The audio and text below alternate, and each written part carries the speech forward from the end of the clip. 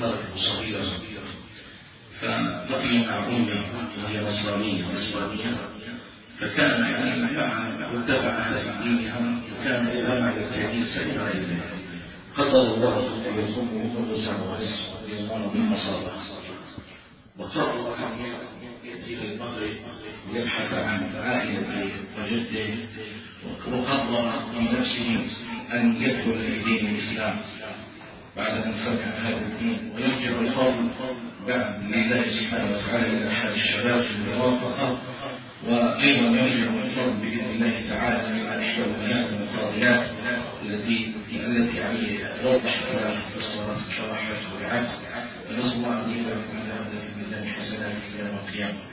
ونسأل الله سبحانه وتعالى أن يوفقنا وإياه وأن يثبت قلبنا وقلبه على دينه. لا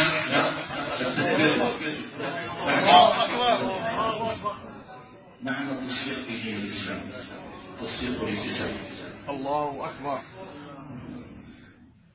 أشهد أن لا إله إلا الله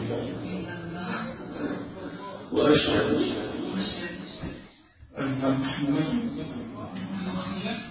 رسول الله. الله